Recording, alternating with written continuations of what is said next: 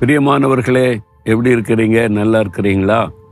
ஆண்டவர் கூட இருக்கும்போது நீங்க நல்லா தான் இருக்கணும். சந்தோஷமா இருங்க.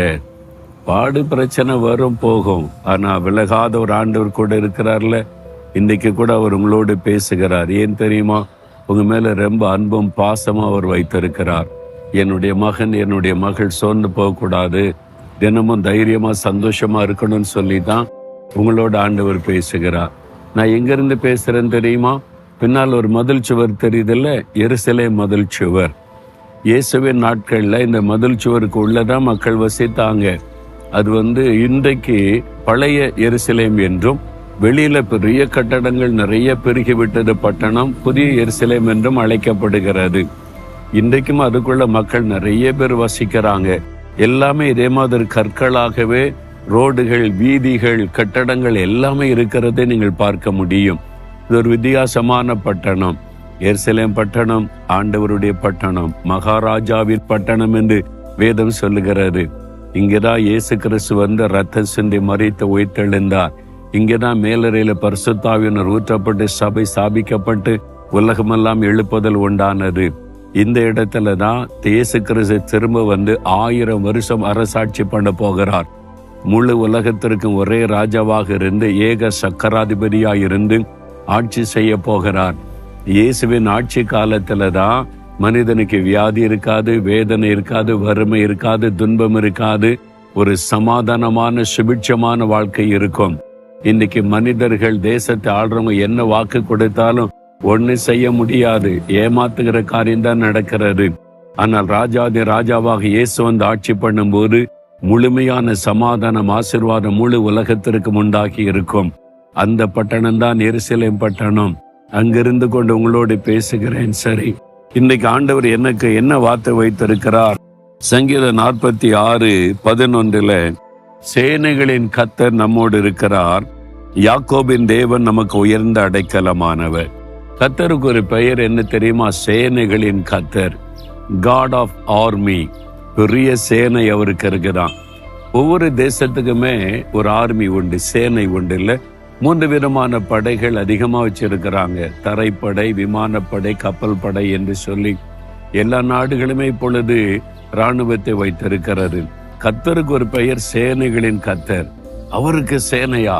கர்த்தர் கோடான கோடி தூதர்களை சேனையாக வைத்திருக்கிறார். அது ஆவிக்குரிய உலகத்துல இருக்கிற அந்த தேவ தூதர்கள் நமக்கு உதவி செய்வதற்காக, அவர்கள் நமக்கு உதவி செய்ய அனுப்பப்படுகிற பணிவிடையின் ஆவிகள் என்று வேதத்துல சொல்லப்படுகிறது. ஆகவேதான் சங்கீதத்துல நம்ம வாசிக்கும் போது, நம்மை பாதுகாக்க தேவன் தம்முடைய தூதர்களுக்கு கட்டளை இடுவார், அவர்களிடம் சூழ பாளையம் இறங்கி பாதுகாப்பார்கள் என்று வேதத்துல சொல்லப்படுகிறது. ரட்சிக்கப்பட்ட ஒவ்வொரு தேவனுடைய பிள்ளைக்கும் தேவனுடைய பாதுகாப்பு உண்டு. நீங்க பாருங்களேன், ஒரு ஆளு எம்எல்ஏ ஆயிட்டாருன்னு வைங்க, எம்பி ஆயிட்டாருன்னு வைங்க, அவருக்கு ஒரு பாதுகாப்பை அரசாங்கம் கொடுக்கிறாரு. மினிஸ்டர் ஆயிட்டா முன்னால பின்னால பாதுகாப்பு ஆட்கள், வாகனங்கள் எல்லாமே இருக்கிறது. சீஃப் மினிஸ்டர் ஆயிட்டா எவ்வளவு பெரிய பாதுகாப்பு இல்லை? அது மாதிரி பிரைம் மினிஸ்டர் ஆயிட்டா 5 அடுக்கு பாதுகாப்புன்றாங்க, பெரிய பாதுகாப்பெல்லாம் கொடுக்கப்படுகிறது. நாம் தேவனுடைய பிள்ளைகளாய் மாறின உடனே பரலோகம் நமக்கு பாதுகாப்பு கொடுக்கும். நம்ம பரலோக வாசிகளாய் மாறுகிறோம், பரலோகத்தின் தேவனுடைய பிள்ளைகளாக மாறுகிறோம். அப்பொழுது பரலோகத்தில் இருக்கிற தேவ தூதர்களுக்கு தேவன் கட்டளையிட்டு நம்மை பாதுகாக்க முடிக்க சூழ பாளையம் இறங்குவார்கள். அதற்கு தான் சேனைகளின் கர்த்தர் அவர். அதனாலதான் நம்ம எதற்கும் பயப்படக்கூடாது. பிசாசு அவனு சேனை வச்சிருக்கிறான். பிசாசனுடைய சேனை வானமண்டலத்தினை கிரியச்சுகிற பொல்லாத ஆவிகளின் சேனை. அவனும் பெரு கூட்டமா இருந்து மனிதர்களை தாக்குகிறான், பயமுறுத்துகிறான், கலங்க பண்ணுகிறான். ஆனால் அவனுடைய தந்திரங்களுக்கு விலைக்கு நம்மை பாதுகாக்க தேவ சேனை நமக்கு இருக்குது.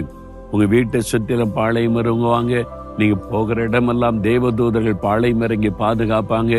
நீங்க விசுவாசித்து துதித்து பாருங்க, அதை உணர முடியும். நான் அந்த விசுவாசித்து ஒவ்வொரு பிரயாணத்துல எங்க போனாலும் ஆண்டவரை துதிக்கிறதுனால, தேவதூதர்கள் என் கூடவே இருக்கிறதுனால உணர முடியும். அந்த தேவதூதருடைய பிரசன்னத்தை உணர முடியும், அவங்க பாதுகாப்பதை உணர முடியும். அது ஒரு பெரிய சந்தோஷம். நீங்க சொல்லுங்க, சேனைகளின் கர்த்தர் எனக்கு துணையாய் இருக்கிறார், எனக்கு ஒரு சேனை இருக்கிறது, நான் பயப்பட மாட்டேன்னு தைரியமா சொல்லுங்க. பிசாசின் நடுங்கி விலகி ஓடுவான். ஆண்டவரே, நீர் சேனைகளின் கர்த்தர். எங்களை பாதுகாக்க நீர் வைத்திருக்கிற தேவ தூதருடைய சேனைக்காக ஸ்தோத்திரம்.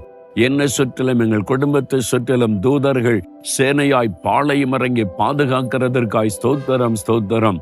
இயேசு கிறிஸ்துவின் நாமத்தில் ஜெபிக்கிறோம். ஆமேன், ஆமேன்.